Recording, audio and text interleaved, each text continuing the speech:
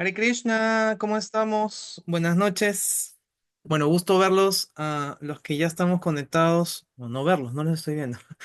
Gusto poder estar compartiendo nuevamente con ustedes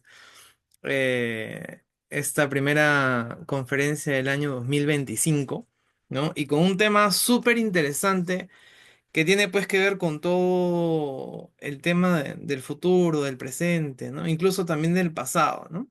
Tenemos una conferencia titulada Introducción a la astrología sideral de los Vedas, conocida como Yotish, que tiene un significado bien importante y bien interesante que ya nuestro expositor invitado el día de hoy, Daru Krishna, nos va a compartir.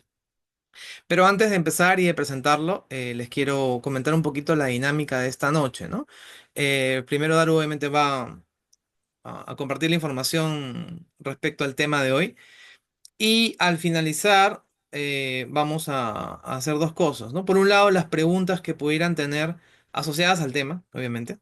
Y por otro lado, algunos afortunados que sean los primeros en prender su micrófono, levantar la mano o poner sus datos. Yo creo que en poner sus datos por el chat, pero cuando lo digamos, no antes, por favor, cuando lo digamos para que se pueda compartir y Daru pueda ver cuál es su, ¿no? su ascendente o su signo y también en qué signo está su luna.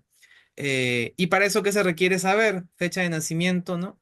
Ciudad de nacimiento y hora de nacimiento, ¿ok? Entonces, esa va a ser la dinámica de esta noche.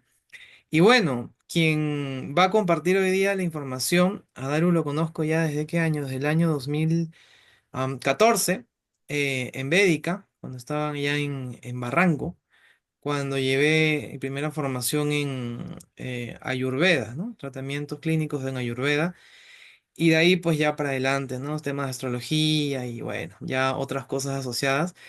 Y Daru tiene una importante participación, no solamente en el tema de la astrología védica, ¿no? En el Perú, sino también en el Ayurveda.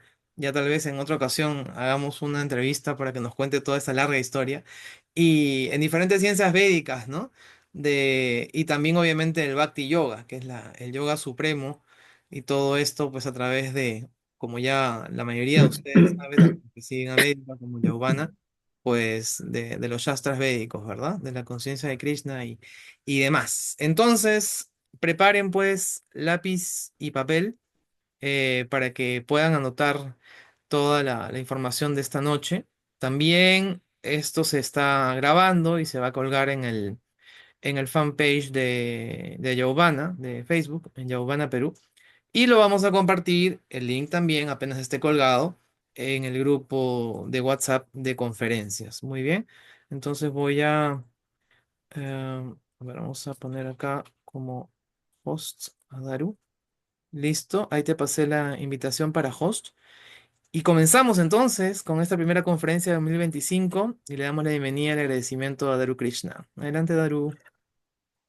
No, el agradecido soy yo por la oportunidad y bueno, como el título de la presentación lo dice, además de Yotish, específicamente vamos a revisar el tema de la cosmología védica. Vamos a poner el Yotish en el contexto al que pertenece, no es una ciencia separada, digamos, o que existe por sí mismo. El Yotish es parte de los Vedas y hoy justamente vamos a hacerle justicia presentándolo de esa manera con eh, una explicación de qué es lo que significa el Yotish dentro de los Vedas. Estamos hablando de un contexto científico, histórico, filosófico y espiritual. ¿Ok? Yo lo que les agradecería, como esto es una presentación PowerPoint, para que después, incluso cuando la vean grabada, pueda estar, digamos, más clara y sin interrupción, mejor todos apagan el video. ¿Ok? Eso va a ser más práctico luego para que ustedes puedan apreciar mejor la presentación. Muy bien, vamos a compartir. Ok, ok, vamos aquí.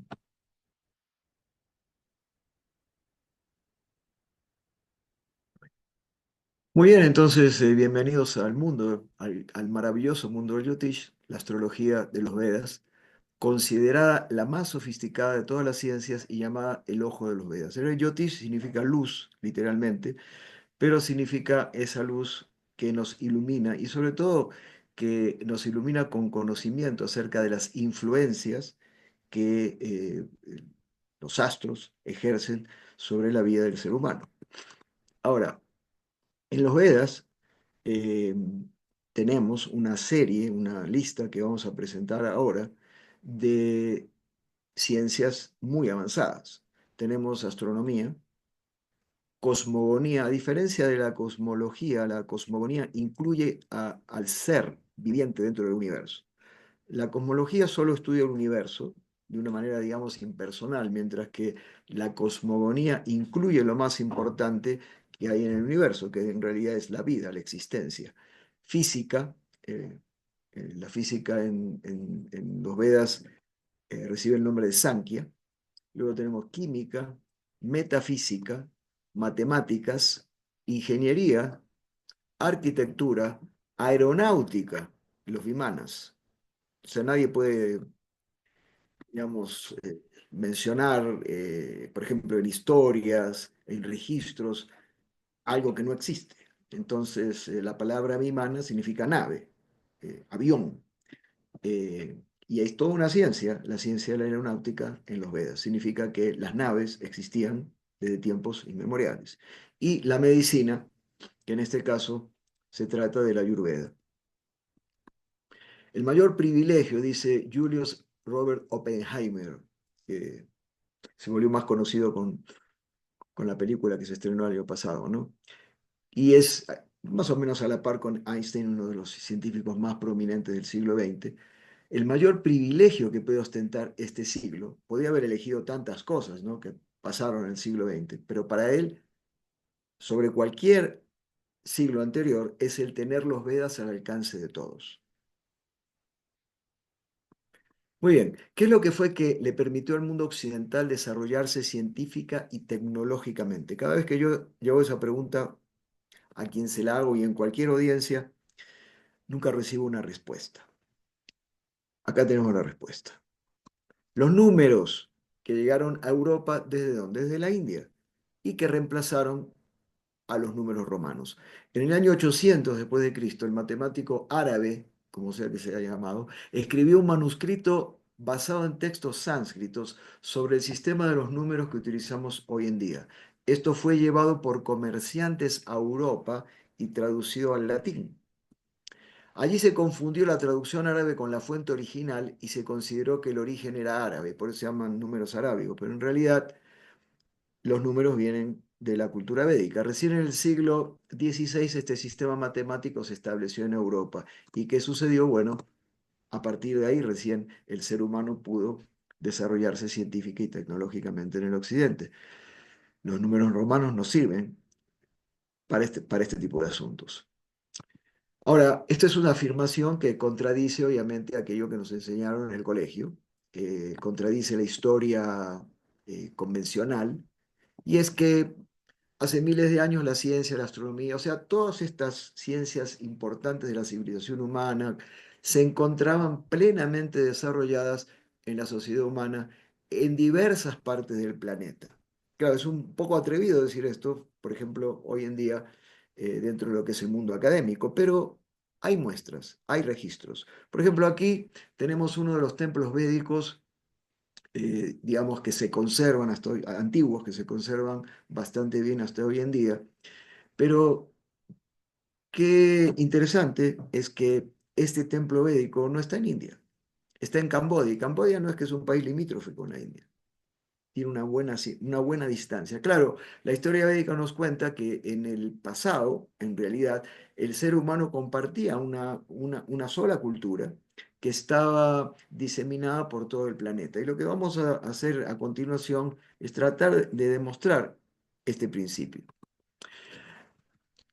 Por ejemplo, construcciones asombrosas, magníficas, que desafían incluso las técnicas de construcción modernas con toda la tecnología avanzada que tenemos. Por ejemplo, el templo de la izquierda, que es un templo en honor al señor Shiva, está tallado en una montaña, en roca viva, y se ha hecho un cálculo, ahora no tengo los números exactos, pero solamente, por ejemplo, para quitar el desmonte, o sea, todo lo que salió de la piedra y que no se utilizó.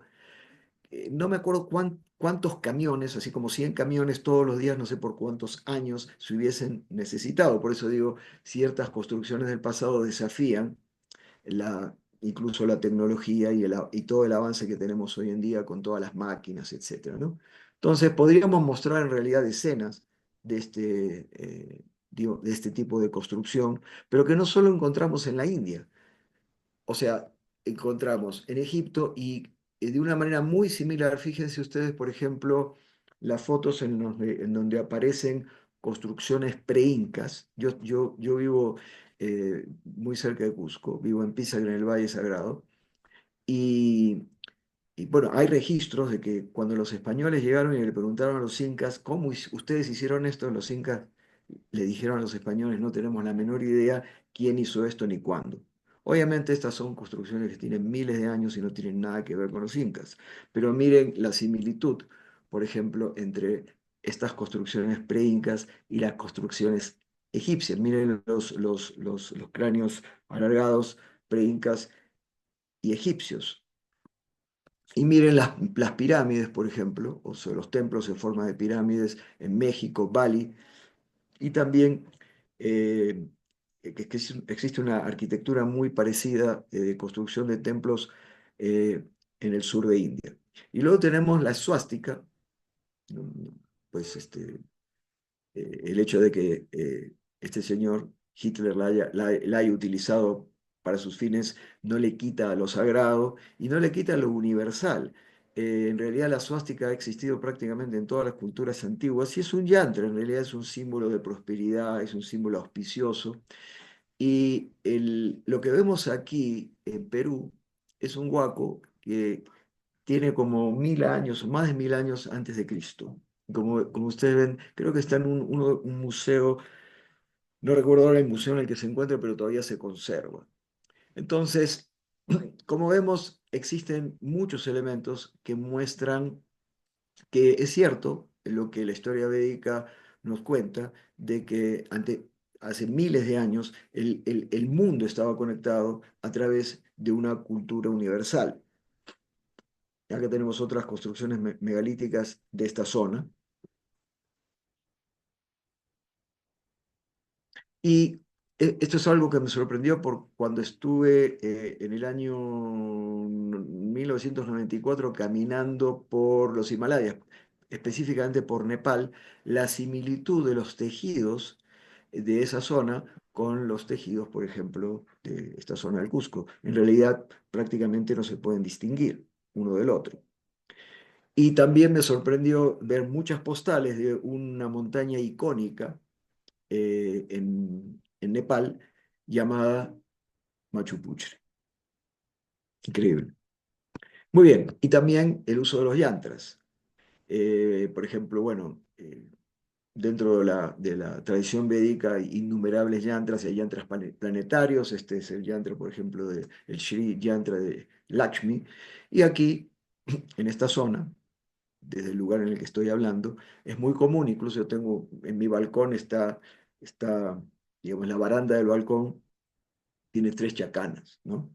Que también es un yantra, que significa la representación gráfica de algo divino o algo superior. Muy bien. Ahora, de acuerdo al Vishnu Purana, uno de los 18 Puranas, existen 18 clases de conocimiento en los Vedas. Tenemos primero los cuatro Vedas originales, claro, eh, hasta fines de la era pasada. Luego vamos a revisar un poco el tema de la división del tiempo universal. Existía un solo Veda y ese Veda era recibido de maestro a discípulo por sucesión discipular, vía oral y auditiva. O sea, no hacía falta la escritura. ¿Por qué? Porque el discípulo tenía un poder en sánscrito llamado Shruti Dara. Shruti Dara significa que todo lo que escuchaba lo retenía. A diferencia de nosotros que tenemos cerebro de teflón, todos ¿no? Muy rápido nos olvidamos de lo que estudiamos, lo que leemos y lo que escuchamos. Pero en ese entonces el ser humano tenía ese poder. Se retenía todo lo que se aprendía del maestro.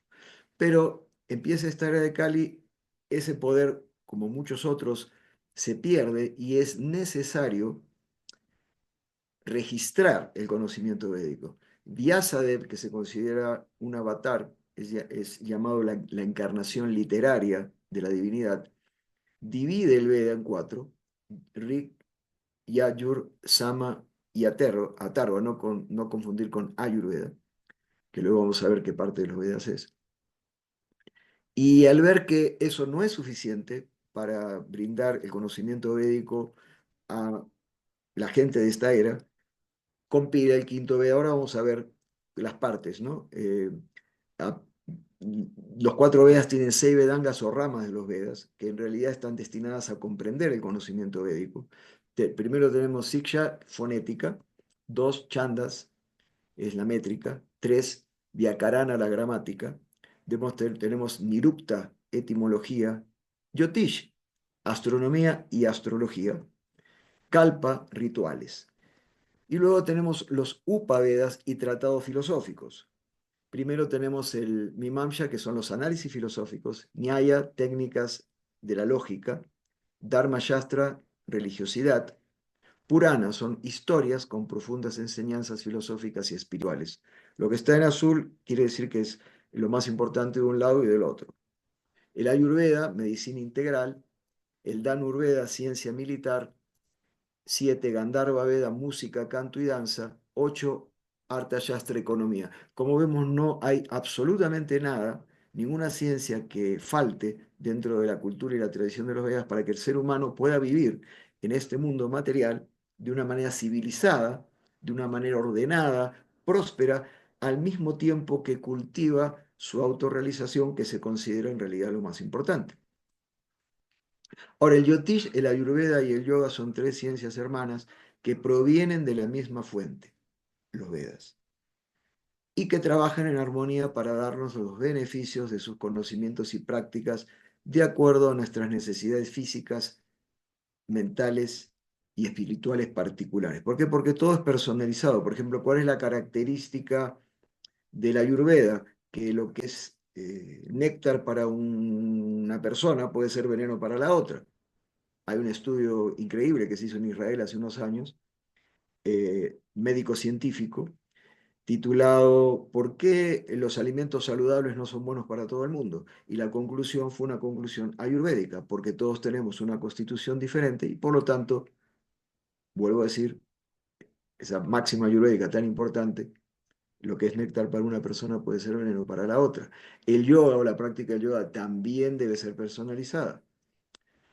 Por ejemplo, antiguamente no es que había un maestro de yoga y que daba una clase para 20, 30 personas de diferentes edades y constituciones físicas, enseñando las mismas posturas, las mismas técnicas de respiración, etcétera.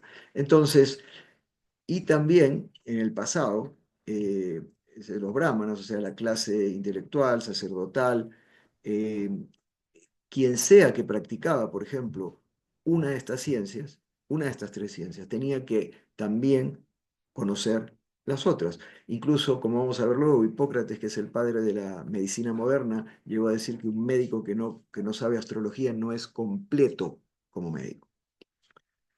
Y vamos a ver luego cómo es que el Yotis tiene una rama importantísima, que justamente es la rama médica, en donde se combina con el Ayurveda.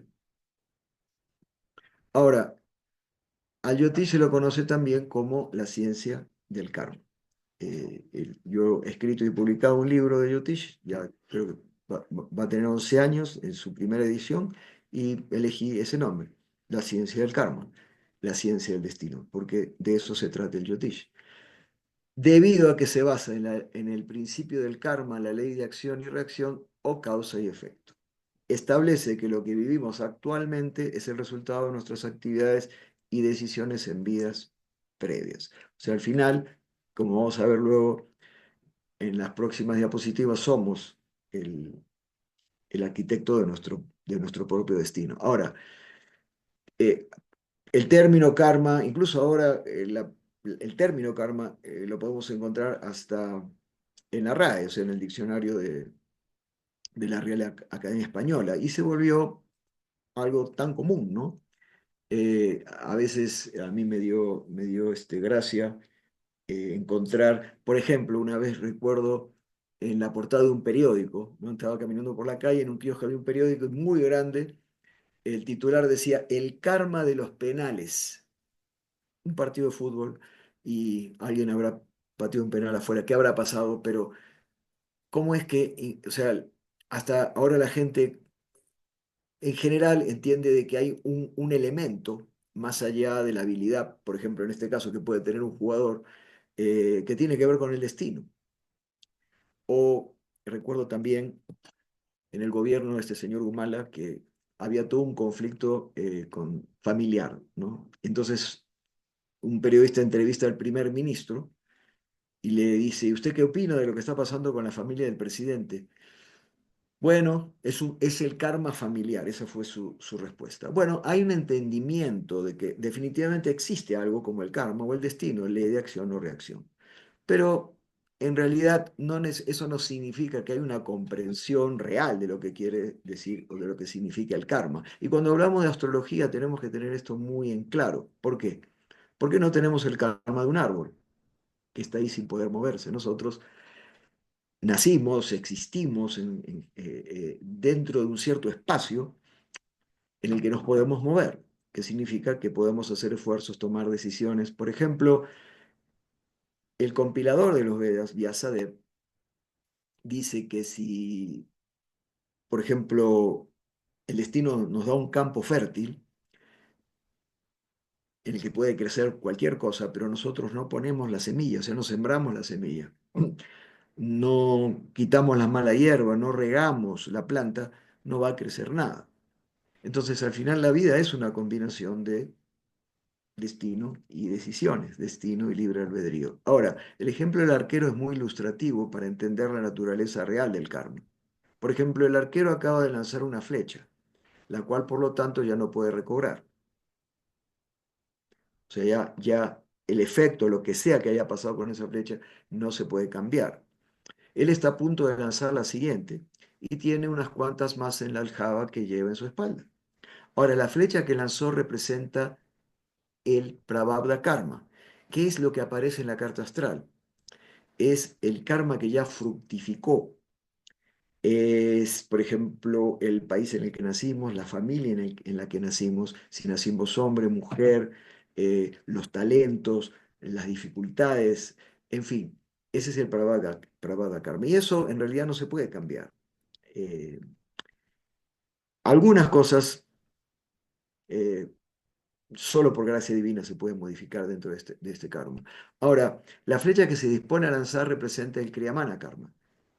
¿Qué representa la flecha que se dispone a lanzar? Representa el presente y la posibilidad de tomar buenas o malas decisiones. Sobre esa flecha, por decirlo de alguna manera, tenemos control, a diferencia del anterior. El resultado de la flecha que se dispone a lanzar es el Agami Karma. ¿Qué quiere decir? Que las decisiones que estemos tomando en este momento, lo que hagamos va a producir un karma futuro. Y las flechas que tiene alejada son el Sanchita Karma, que es la suma total de todo el karma. Así es muy importante entender si nos hacemos una lectura de una carta astral, si practicamos astrología o si queremos entender la astrología, que no todo es karma. O sea, en otras palabras, no estamos hablando de una ciencia o de un conocimiento que es fatalista. Al final, como vamos a ver ahora, nosotros en un sentido podemos decir que tenemos la sartén por el mango. Ahora, a veces nuestro destino asemeja a un árbol frutal en invierno. ¿Quién pensaría que esas ramas reverdecerán? Mas esperamos que así sea y sabemos que así será. Goethe. ¿Cómo podemos interpretar esto? Para mí acá hay un montón de sabiduría, porque a veces uno puede pensar que hay injusticia. Digamos que en el barrio hay un sujeto que es un sinvergüenza, es un engañador, un estafador, incluso engaña a su mujer, etcétera. Pero le va bien, tiene una buena casa, tiene un buen vehículo. Y la gente comenta, dice, ¿cómo puede ser que este sinvergüenza le vaya tan bien con todo las cosas horribles que hace? Y quizás hay otro vecino que es súper buena gente. le va mal. Bueno, ninguno de los dos todavía está recogiendo el fruto del karma que está creando. Y así como un árbol en invierno se ve de esta manera, ¿y quién va a pensar que cuando llegue la estación va, le van a crecer hojas y va a producir frutos? Bueno, a veces uno no puede ver que alguien está viviendo en una cierta circunstancia, está recibiendo ciertas bendiciones, etcétera, pero uno no está viendo qué es lo que va a pasar con esa persona en el futuro de acuerdo a sus acciones presentes. Y aquí, amado Nervo, diciendo que muy cerca de mi ocaso yo te bendigo vida porque nunca me diste esperanza fallida, ni trabajos injustos, ni pena inmerecida, porque veo al final de mi rudo camino que yo fui el arquitecto de mi propio destino, que si extraje las o la hiel de las cosas fue porque en ellas puse hiel o mieles sabrosas, cuando planté rosales coseché siempre rosas. Eso tiene que estar muy claro. Claro, la independencia es una de las maravillas más grandes de la existencia. Si no, seríamos robots, piedras. O sea, tenemos independencia y esa independencia es la que nos la que nos permite tomar ciertas decisiones. Alguien ha hecho como una especie de dibujo de escritura sin querer, y eso va a salir en todas las diapositivas. Si puede borrarlo y si no, eh, si lo pueden borrar desde el instituto. Digo, para que la presentación no tenga después esa marca. Ahora, en el Yotish utilizamos una gran variedad de técnicas interpretativas y tomamos en cuenta infinidad de combinaciones planetarias. Pero prácticamente todo lo que requerimos para analizar una carta, una carta astral, y conocer el destino de una persona lo podemos ver en un diagrama como este. Ahora, puede haber algo más místico y más increíble que esto, que en un diagrama como este y como el que vamos a revisar luego cuando yo les presente a ustedes el software que se utiliza para calcular la carta astral, que podamos ver en un diagrama de estas características el destino de una persona, es asombroso. Y como digo, al menos para mí, fue lo más místico que pude encontrar en mi vida. Claro, para llegar a poder interpretar un diagrama así, uno necesita dedicarse, como uno necesita dedicarse si desea estudiar cualquier carrera, aprender una cierta ciencia, y además de estudiar, uno que necesita práctica. Es la práctica lo que hace al maestro. Algunos astrólogos ofrecen cursos y dicen, después de que terminas este curso vas a poder poner tu carterito de astrólogo y vas a poder empezar a leer cartas astrales. Yo a mis estudiantes siempre les aclaro que eso no es así. Sí, después de terminar un curso completo de astrología, uno va a poder empezar a interpretar cartas astrales, pero para poder ofrecer una lectura seria y de manera profesional, uno va a tener que practicar bastante. Muy bien. En la antigüedad la astronomía era una de las ramas del Yotish o astrología. Claro, vemos que en todas las culturas ancestrales eh, el ser humano había avanzado muchísimo en astronomía. Por ejemplo, hay un libro dedicado exclusivamente a la astronomía de Pachacamac.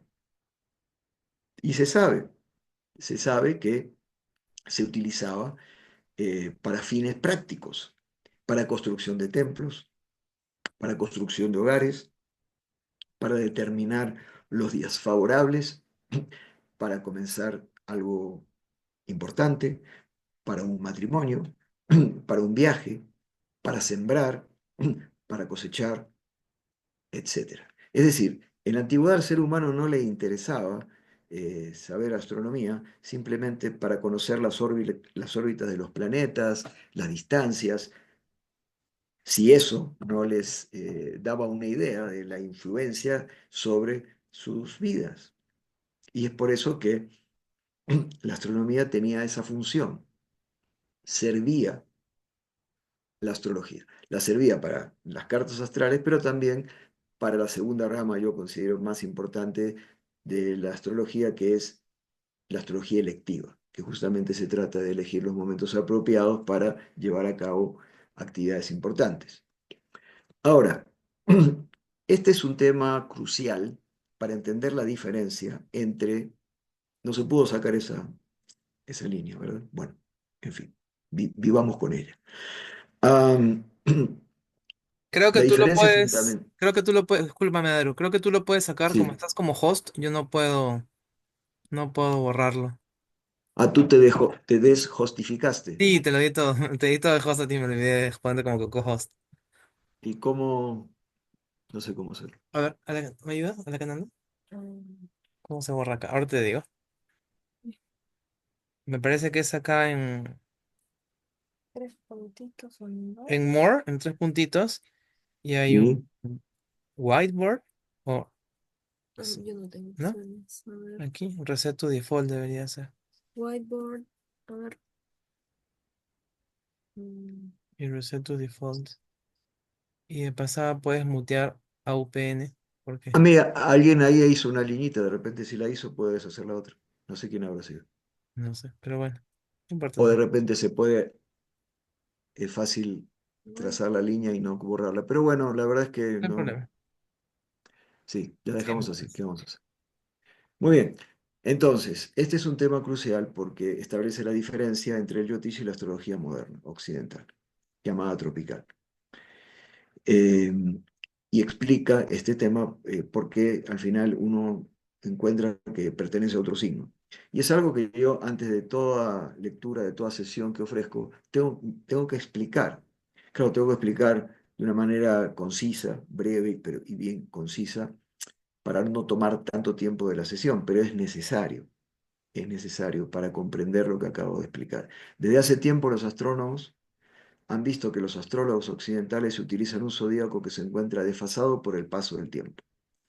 Existe una diferencia significativa entre el sistema tropical de la astrología occidental y el sistema sideral del Yotish. El zodíaco se mide de manera distinta. El sistema que utiliza el Yotish coincide con el de la astrología moderna. Ahora, que se mida de manera distinta no significa que haya dos visiones diferentes del zodíaco y que ambas, eh, digamos, sean válidas. Hay un solo zodíaco y una sola manera de verlo correctamente. Y una manera tiene que ser la correcta y otra manera tiene que ser la equivocada. Vamos a analizarlo. Cada año, el 21 de marzo, el Sol sale en una posición ligeramente distinta en relación con los 0 grados de Arietis. Arietis es la estrella que los griegos llamaron Alfa Arietis. En sánscrito se llama Ashvini y es la primera constelación de Aries. Significa el principio del signo de Aries, ¿no?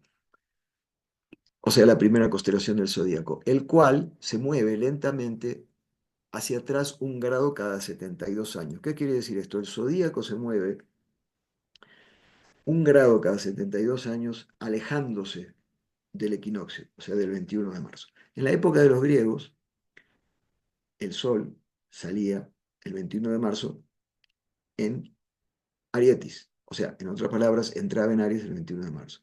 Los griegos desconocieron, no tomaron en cuenta, un fenómeno astronómico importantísimo que se llama la precesión del equinoccio, que significa justamente eso, que el zodíaco retrocede en relación con el equinoccio, y que cada año que el Sol sale el 21 de marzo se va a encontrar con un zodíaco ligeramente eh, movido, de un año en otro casi no se percibe, hacia atrás en relación con el equinoccio. Vamos a ver un poco más de detalles, ¿no?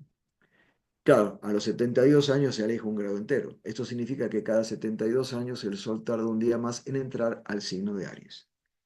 Si se pudiera mirar la posición del Sol durante el equinoccio, teniendo como fondo las constelaciones de estrellas, se vería claramente que éste sale en una posición levemente diferente cada año. Ahora, ¿a qué se debe que esto se produzca? ¿Por qué?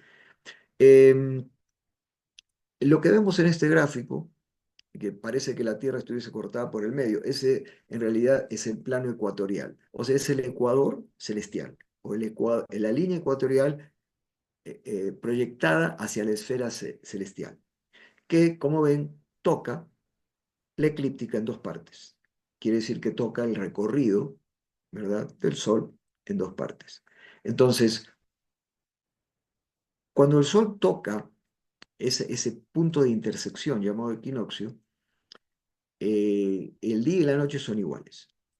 Claro, El, el 21 de marzo es el equinoccio otoñal para nosotros y el equinoccio primaveral para el norte, ¿no? Pero tiene el mismo efecto. Ahora, la causa de esto es el movimiento tipo trompo de la Tierra. La Tierra gira sobre su eje en un día y esta vuelta grande, como vamos a ver luego, le toma casi 26.000 años para completar, así como un trompo gira muy rápido sobre su eje y esta vuelta grande le toma mucho más tiempo. Ahora, la Tierra no gira en forma vertical, lo hace como un trompo. Su tope gira a gran velocidad sobre su eje, mientras que el eje en sí se mueve a una velocidad mucho menor. La precesión es lenta, exactamente ahí está lo que toma, ¿no? 25.920 años completar el círculo. Incluso esto también cambia eh, a través de los años, de los miles de años, la estrella polar, porque quiere decir que el polo norte celestial apunta eh, hacia otra estrella polar. La estrella polar entonces no es la misma durante la duración de- del universo.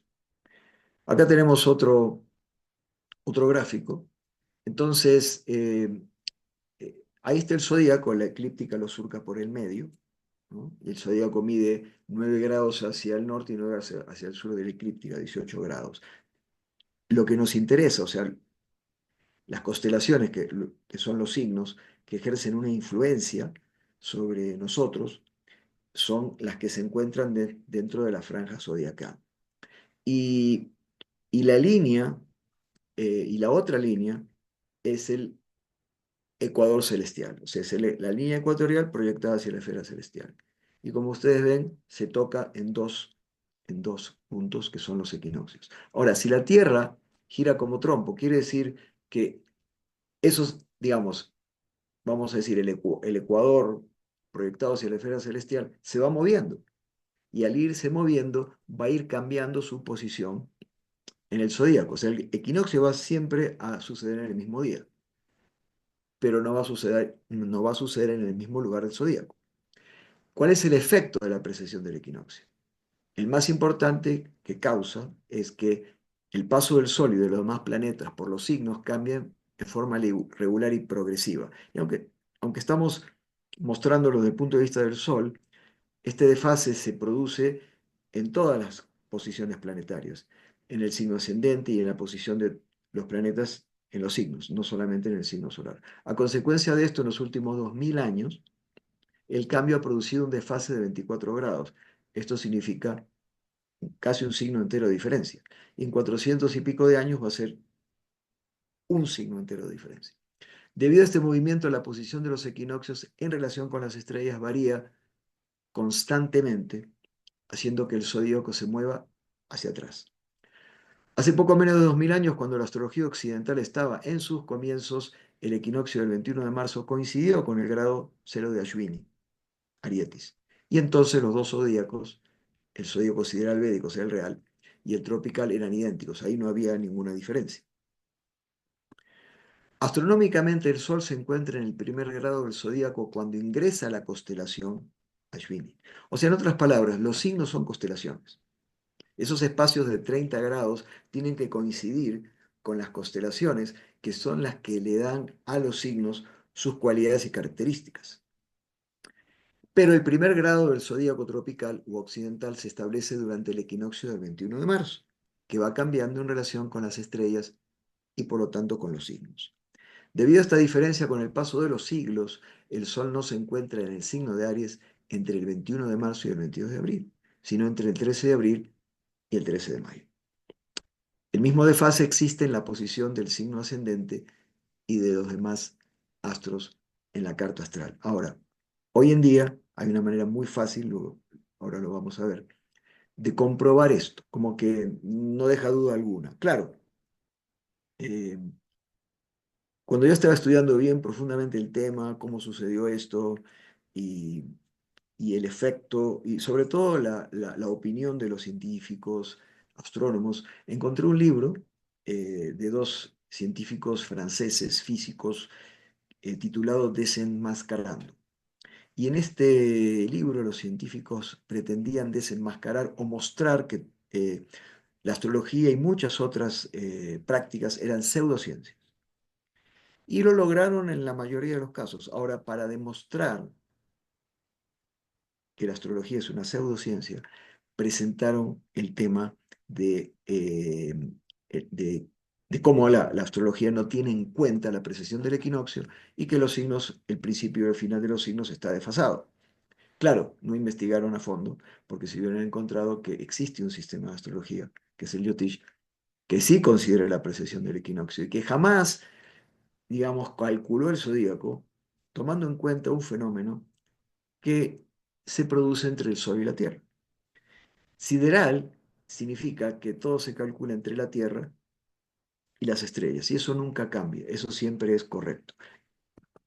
Ahora, es como lo calculan hoy en día las aplicaciones de astronomía que uno puede descargar en el teléfono. Ahora, yo tengo una que se llama Star Walk 2. Lo que ven a la izquierda es la fotografía de la pantalla de mi teléfono de ayer 29 de enero a las 14:39. ¿Ok? Y como ustedes pueden observar, la línea punteada es la eclíptica. Y el sol, que aparece bien grande ahí, amarillo, está en la mitad del signo de Capricornio. Incluso lo ven dentro del símbolo del signo de Capricornio. Y ven también a la luna, no se nota tanto, a la luna y a Mercurio. O sea, en otras palabras, el Sol, la Luna y Mercurio están muy pegados. Claro, ayer fue luna nueva, entonces la Luna y el Sol estaban exactamente alineados en el mismo lugar. Eh, entonces, de acuerdo a la astrología tropical occidental, perdón, el Sol hace rato está en Acuario. Pero bueno, la aplicación lo muestra. Y esto es científico, esto no tiene nada que ver incluso con astrología. Esto es una aplicación científica de astronomía que nos muestra la posición exacta de los astros, ni bien la abrimos en nuestro teléfono. Ahora, lo que ustedes ven a la derecha es el software que yo utilizo para calcular la carta astral.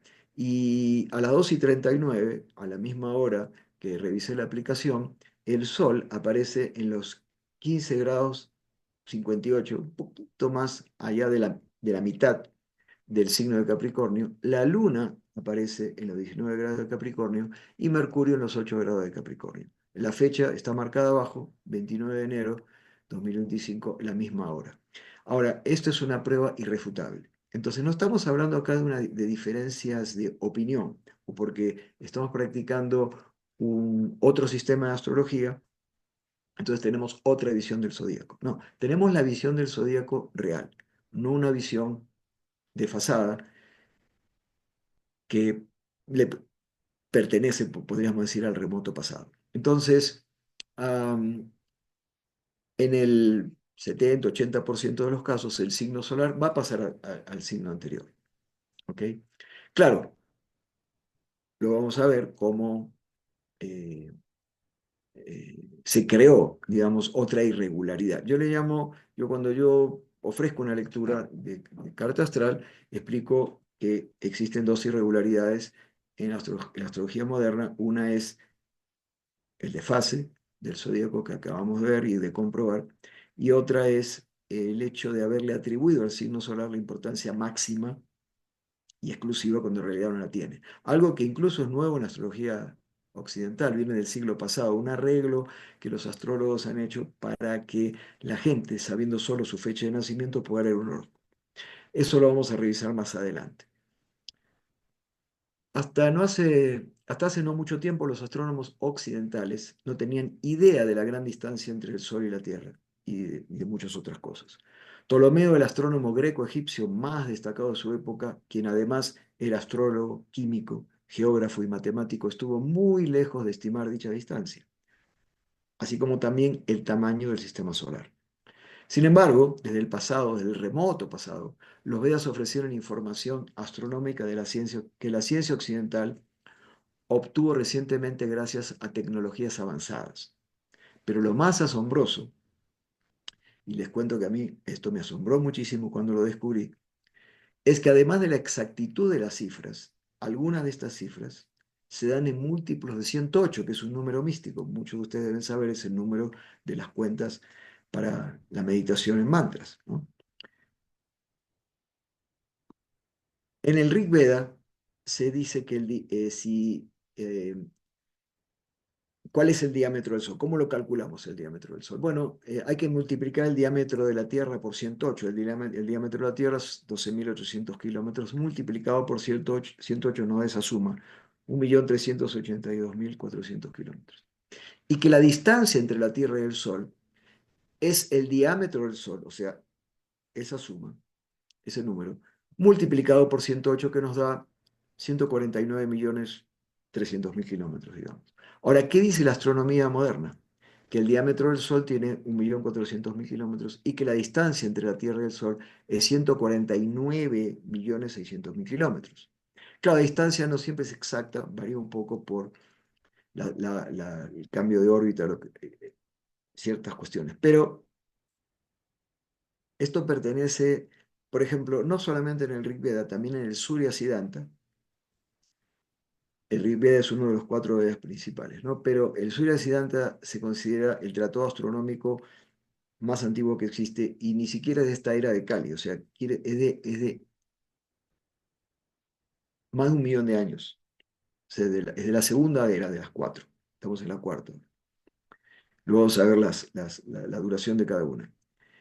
Y en el Surya Siddhanta se da exactamente esta información. Entonces, no solamente tenemos la exactitud, que ya asombra, sino que también tenemos que se da a través de múltiplos de este número. ¿Qué dice Voltaire? Todo ha llegado hasta nosotros desde las orillas del Ganges. Pitágoras fue al Ganges a aprender geometría. En realidad fue a aprender mucho más que eso. Ahora, de acuerdo al Surya Siddhanta, el tratado del que acabo de hablar, esta es la duración del año tropical y el valor moderno está abajo. ¿Cuál es la diferencia? Menos de 1,5 segundos. ¿Qué más? De acuerdo al Bhagavad Purana, uno de los 18 Puranas, el más importante, la partícula indivisible más pequeña de materia se llama Paramanu y mide 1 pulgada, o sea, 2,5 centímetros dividido, vamos a decir, 350.000 veces. O sea, 1 pulgada dividido a 350.000 veces. Es decir, esa es la medida más pequeña, vamos, de materia. Ahora, el tiempo que al Sol le toma pasar por encima de esta partícula, imagínense, estamos hablando prácticamente de tiempo atómico aquí, es llamado Paramanu Kala y constituye la medida más pequeña de tiempo. Quiere decir que en los Vedas el tiempo se empieza a medir a partir de lo que al Sol le toma pasar por encima de esta partícula hasta, como vamos a ver luego, las eras universales. Ciertas maravillas nos muestran que el pasado no ha sido salvaje ni primitivo así como nos han querido enseñar en el colegio.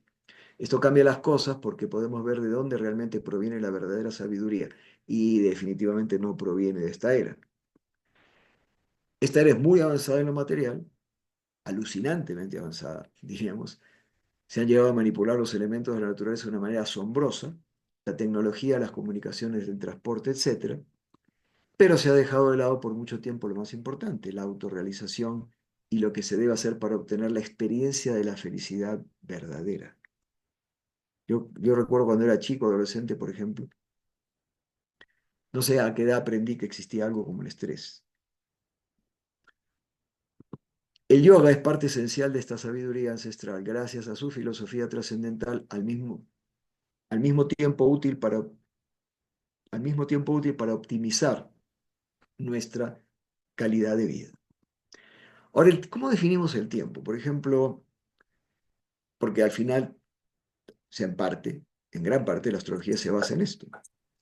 Bueno, todos en un sentido estamos conscientes de lo que es el tiempo, pero si alguien de repente nos agarra desprevenidos y nos dice, a ver, dime, ¿qué cosa es el tiempo? Defínelo. O sea, hay que pensar bastante, no es tan sencillo. Bueno, es la magnitud física que permite ordenar la secuencia de los sucesos, estableciendo un pasado, un presente y un futuro, y cuya unidad en el sistema internacional se llama el segundo. Magnitud física con la que se mide la duración o separación de acontecimientos y duración de las cosas sujetas a mudanza. Vamos a decir que esa es una explicación concreta, concisa, racional de lo que es el tiempo. Ahora, ¿qué es el tiempo para el cristianismo, por ejemplo? Aunque no es lo que reflejan algunas partes de la Biblia que después vamos a ver.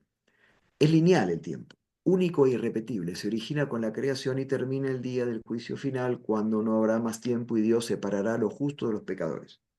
O sea, si los predicadores no tocaron tu puerta, no estabas atento, no hiciste lo que tenías que hacer, o sea, no te salvaste, entonces llega el día del juicio final y ese Dios tan misericordioso te manda al infierno para siempre, eternamente. Y eso es bastante tiempo, ¿no? O sea, no hay opción, no hay otra. Los griegos, el tiempo denota dos personificaciones, cronos, que viene, ¿no? Cronómetro, etcétera. Y kairos. El primero se refiere al tiempo cronológico y lineal, mientras que el segundo apunta a la experiencia del momento oportuno que cambia el destino. Es un concepto un poco más filosófico del tiempo. Incas y mayas, cíclico. La existencia es la repetición de todo lo que sucede en el universo entre el nacimiento y la extinción. Los Vedas, igual, cíclico. Para el ser se asemeja a una rueda eterna de reencarnaciones en la que nace, vive y muere hasta que logra liberarse del samsara, que así es como se llama esta rueda, y alcanza su posición espiritual constitucional.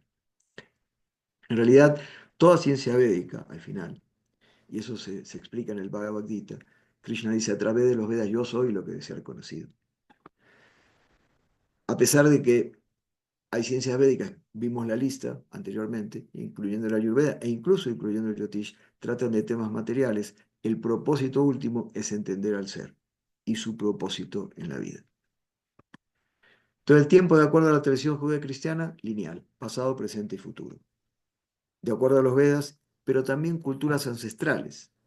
Y aunque en la traducción judío-cristiana se ha transformado en lo que vimos antes, por ejemplo, en Eclesiastés, ¿qué se dice? Nada existe que no haya existido antes y nada existirá que no exista ya. Dios hace que el pasado se repita. Y así como se empieza a medir el tiempo, prácticamente desde el tiempo atómico, se llega a la medición de las eras universales, que son cuatro: Satya, Treta, Dwapara y Kali: oro, plata, cobre, hierro. Entonces, la primera dura 1.728.000 años, la segunda un 25% menos, 1.296.000. En relación a la primera, Dwapara Yuga, la era de cobre, dura la mitad, 864.000, y Kali Yuga, la era en la que estamos hace unos 5.300 y pico de años, dura el 25% de la primera, 432.000 años. Un Maha Yuga son 4.320.000 años terrestres, o sea, lo que dura el grupo de las 4 eras que también se llama Divya Yuga. Claro, en Satya Yuga, la era de oro, el Dharma se cumple en un 100%. Hay descripciones de cómo es la vida del ser humano en Satya Yuga. El ser humano en Satya Yuga no necesita trabajar y no necesita ser gobernado, por ejemplo. Claro, la descripción de cada yuga es muy completa, pero digamos que no es el momento como para entrar en tantos detalles. Sí podemos decir que Kali Yuga es como el invierno del universo, es la era que también se conoce como la de la riña y la hipocresía. Am, y bueno, son cosas que obviamente se pueden ver de una manera muy clara. Estas eras se repiten tal como las 4 estaciones del año y el ciclo completo es un Maha Yuga o un Divya Yuga. Ahora, la duración total del universo se calcula en términos de la vida de Brahma, que es el semidios creador, ¿no? Ahora, un día, que es, digamos, las 12 horas de Brahma, son 1.000 divyayugas, o sea, 1.000 ciclos de las 4 yugas, o sea, 4.320 millones de años. Las 24 horas son 8.640 millones de años. Ahora, un año de Brahma son 3.114.000 años, pero Brahma vive 100 años. 311 billones, 400.000 millones de años. Es la duración completa del universo. Ahora, Brahma se encuentra en este momento en la mitad de su vida, anda por los 50. lo cual indica que el universo tiene unos 155 billones de años. Bueno, esa es una cifra no tan lejana de la que propone hoy en día la ciencia moderna. Carl Sagan, quizás algunos de ustedes han visto, hay muchos videos de él, astrónomo, astrofísico, cosmólogo, escritor y divulgador científico estadounidense. ¿Qué dice él? La tradición hindú es la única de las grandes religiones. Ahí comete un error, porque en realidad, si bien eh, la tradición, que no es hindú, es védica, pues el término hindú ni siquiera es sánscrito, eh, incluye una parte espiritual importantísima, pero no es simplemente eso, como hemos visto antes. Pero bueno, en fin, le perdonamos esa parte. Grandes religiones del mundo dedicada a la idea de que el cosmos atraviesa por un número infinito de muertes y renacimientos. La única tradición en la cual las escalas de tiempo coinciden con las de la cosmología científica moderna. Sus ciclos van desde la noche y el día común hasta un día y noche de Brahma, de 864 mil millones de años. No, no existe, no hay ningún tipo de conocimiento védico que, que haya pasado, digamos, por un análisis científico y que no haya podido ser corroborado. Bueno, ya dijimos, ¿no? Jyotish, Ayurveda, Yoga, tres ciencias que trabajan juntas. De acuerdo a las circunstancias, el Jyotish establece pautas para recomendar prácticas de yoga, pranayama, meditación, dietas y hábitos de vida. Claro, el Jyotish muchas veces tiene que recurrir, sobre todo por su rama médica, al Hatha Yoga, que es el yoga tradicional y es el yoga que está vinculado con el Jyotish y la Ayurveda, es el Hatha Yoga específicamente. Pero eso no significa que el Jyotish ignore, no tome en cuenta la parte más importante del yoga, que es la parte espiritual, la relación o la unión del Atma con el Paramatma. Tenemos las dos Biblias del yoga, podríamos decir, el Yoga Sutras de Patanjali y tenemos el Bhagavad Gita. Para Patanjali es Purusha e Ishvari, perdón, Purusha e Ishvara, es decir, la persona en unión con Ishvara, que significa el supremo controlador. El Bhagavad Gita es lo mismo, pero con diferentes términos. Es Atma, ser, alma, y Paramatma. Param significa supremo en sánscrito, la unión del alma individual con el alma suprema. En el estudio Yotis, entonces, es necesario que se aprendan los fundamentos de estas otras dos disciplinas. En otras palabras, como mencioné antes, la rama médica del Yotish en realidad es el Ayurveda. Por ejemplo, los signos y las partes del cuerpo, las casas y las partes del cuerpo, los planetas y eh, órganos y sistemas. Por ejemplo, Ayurveda habla de la Prakriti, que es la constitución individual, eh, de acuerdo a las tres doshas, Vata, Pitta y Kapha. Bueno, los signos están divididos en categorías, elementos, los planetas también representan lo mismo, y de esta forma se puede determinar la constitución o Prakriti de acuerdo al signo ascendente, al signo del Sol, la Luna, diversas combinaciones de acuerdo a los elementos nos pueden ayudar a determinar la dosha, la constitución del individuo. Eh, pero en Ayurveda, además de la Prakriti, está la Vikriti, que es esa constitución o esa naturaleza que con el tiempo puede ir modificándose de acuerdo a los años, a la estación, a los hábitos, a si hay ejercicio o no hay ejercicio, la dieta, etc. En el Yotish tenemos una herramienta, que son los ciclos planetarios que dividen la vida en etapas, que nos pueden ayudar a entender hacia dónde puede ir nuestra Vikriti. Les doy un ejemplo. Si alguien está por entrar en el ciclo de Júpiter, se sabe que la Vikriti va a ir hacia un lado Kapha, o sea, porque Júpiter representa lo expansivo, representa la grasa corporal, representa el desarrollo, incluyendo del cuerpo físico. Entonces va a ser un ciclo en el que va a haber una tendencia a ganar peso. La Vikriti se va a ir para ese lado. Si nos toca el ciclo de Saturno, es lo contrario, porque Saturno contrae. Entonces va a haber una tendencia a perder masa muscular, peso y eso significa una influencia bata de Saturno. Entonces, el Yotish no solamente nos sirve para hacer un diagnóstico presente, sino también es una gran herramienta para proyectarnos hacia el futuro, para darnos cuenta cómo debemos ir, digamos, cambiando nuestros hábitos, nuestra dieta, etcétera. En la rama médica del Yotish, cada signo y cada casa representa una parte del cuerpo y cada astro un sistema u órgano. Y lo que les decía yo antes de Hipócrates, el médico que no sabe astrología no puede llamarse a sí mismo un médico. La carta astral ayuda, como acabo de explicar, a determinar la constitución corporal, indicando el tipo de asanas para cada dosha. Aquí también, entonces, se considera que el yoga debería ser personalizado. Las asanas de yoga brindan tratamientos de sanación cuando son parte de un régimen ayurvédico para equilibrar el cuerpo y la mente. El yotish, la ayurveda y el yoga se combinan para crear armonía y salud, recomendando el sistema de yoga apropiado para cada prakriti o constitución individual.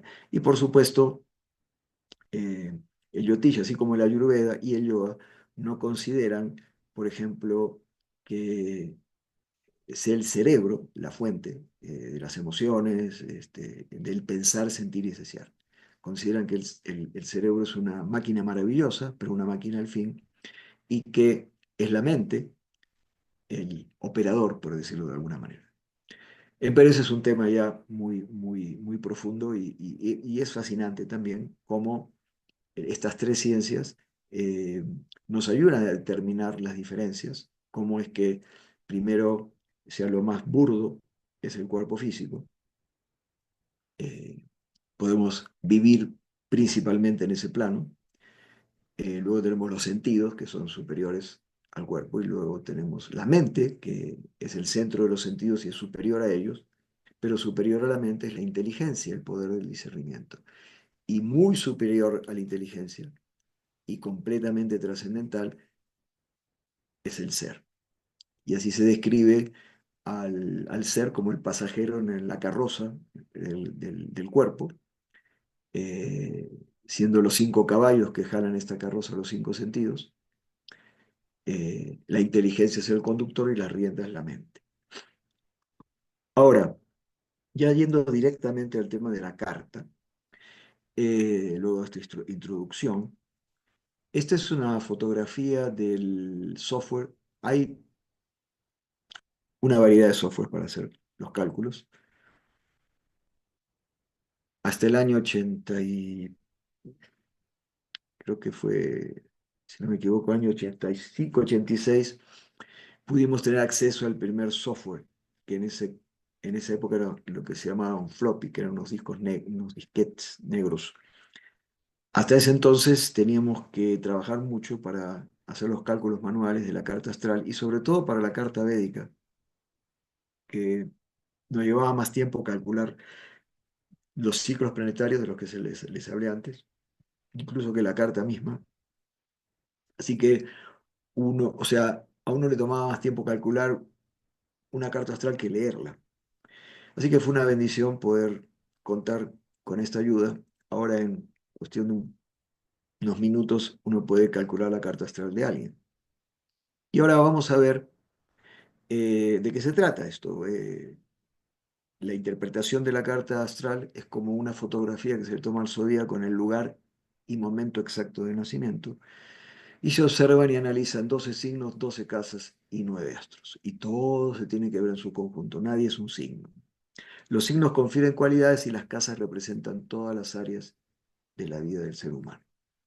Ahora, en este diagrama, los signos siempre van a aparecer en el mismo lugar. El espacio que está en el segundo lugar a partir de la esquina superior izquierda es Aries. Y luego le sigue Tauro, Géminis, Cáncer, Leo, Virgo, Libra, Escorpio, Sagitario, Capricornio, Acuario y Piscis. Claro, en los softwares en general no aparecen los nombres de los signos, uno ya los tiene memorizado dónde va a aparecer cada signo, ¿no? Siempre, como digo, hay, incluso este software ofrece otro tipo de diagrama que tiene es como cortar la misma torta de diferentes formas, ¿no? Y algunos prefieren este, y, que se llama el diagrama del sur de la India, y otros prefieren el diagrama del norte de la India, que tiene una forma como de diamante. Es un poquito más bonito, pero este, por lo general, es el que más se utiliza, sobre todo para estudios, o sea, para enseñar.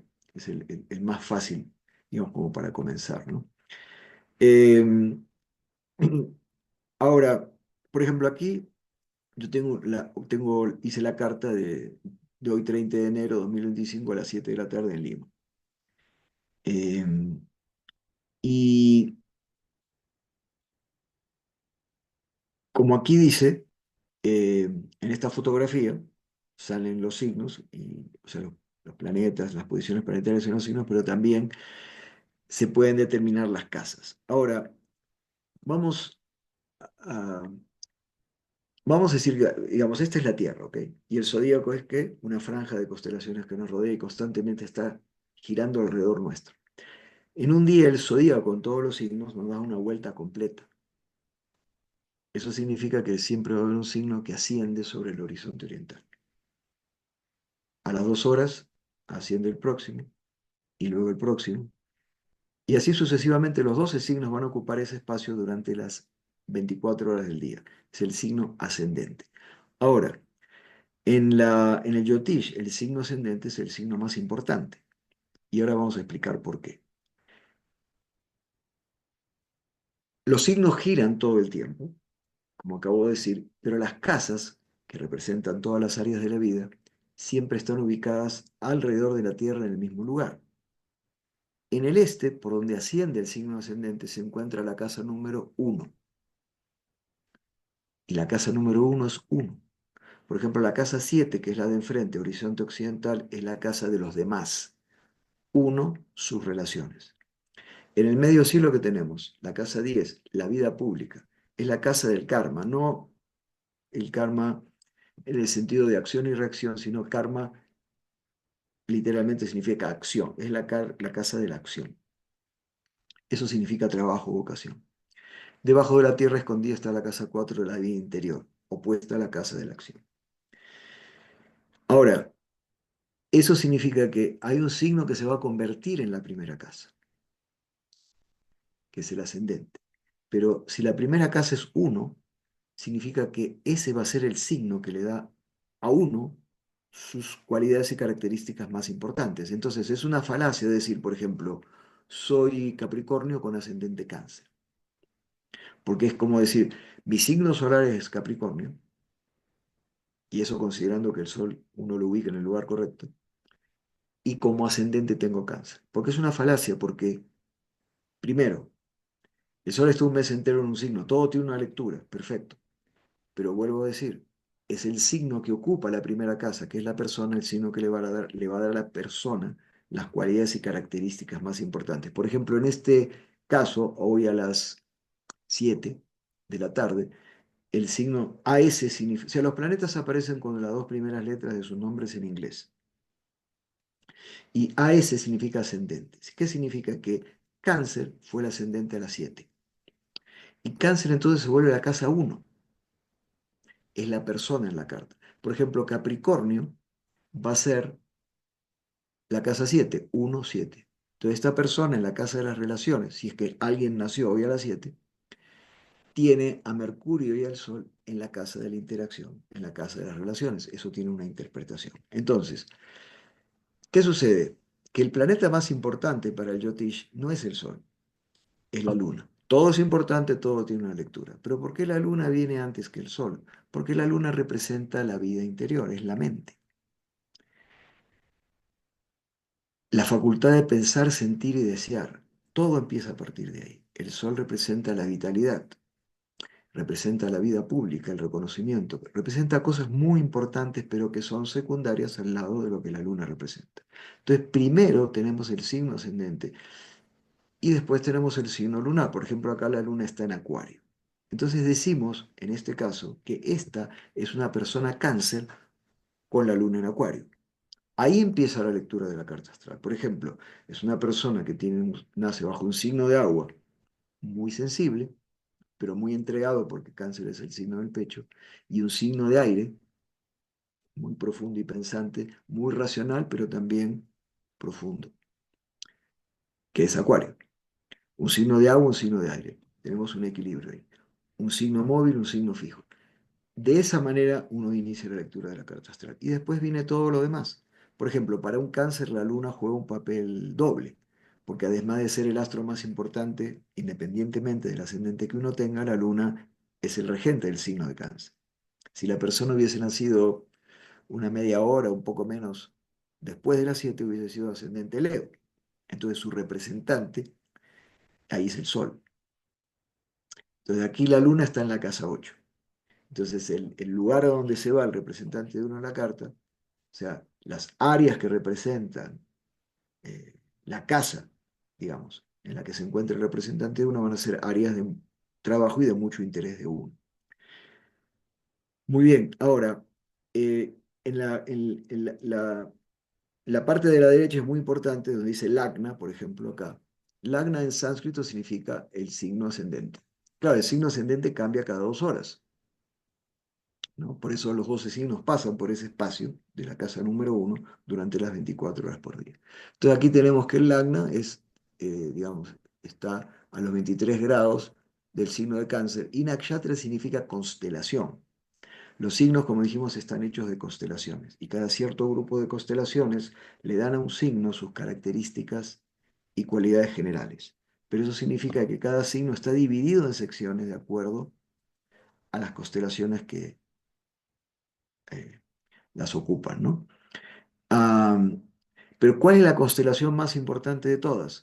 O sea, llamada nuestra estrella de nacimiento, aquella en la que aparece el astro más importante de la carta, que es la luna.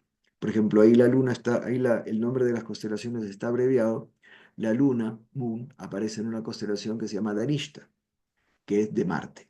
Entonces es una persona que tiene la luna en un signo de Saturno, con Saturno, pero con una influencia un tanto más intensa que en las otras áreas de Acuario de Marte. Y la constelación es tan importante que en la tradición védica se utiliza para ponerle nombre al recién nacido. Tenemos 27 constelaciones divididas en 4 partes de 3 grados 20 cada una. Y cada porción que se llama pada, quiere decir que son 108 espacios en los que se divide el zodíaco, corresponde a una de las 108 sílabas sánscritas. Y entonces, para que haya una buena relación, digamos, con el orden cósmico, se puede elegir la sílaba que corresponde a esa parte de la constelación en la que aparece la luna para ponerle nombre al recién nacido. A veces se nos pide ese servicio. Entonces tenemos aquí los grados, minutos y segundos en lo que aparece cada planeta. En el medio, entre los grados y los minutos, está el signo. Y ya a la derecha tenemos la fecha, tenemos la hora, tenemos el uso horario. Por ejemplo, el uso horario de Perú en relación con Greenwich que es el meridiano convencional, 5. Tenemos las coordenadas de Lima, tenemos el mes lunar, tenemos el día lunar. Eh, el día lunar, por ejemplo, es el segundo. Shukla Dwitya significa el segundo de la fase creciente de la luna. El día es jueves y la constelación principal en la que se ubica la luna es Danishta. Entonces, de esa manera se ve una carta astral. Ahora, lo que vamos a hacer es que voy a dejar de compartir la pantalla y voy a compartir eh, el software. O sea, vamos a hacer, como se anunció en un principio, un par de pruebas aquí. Eh,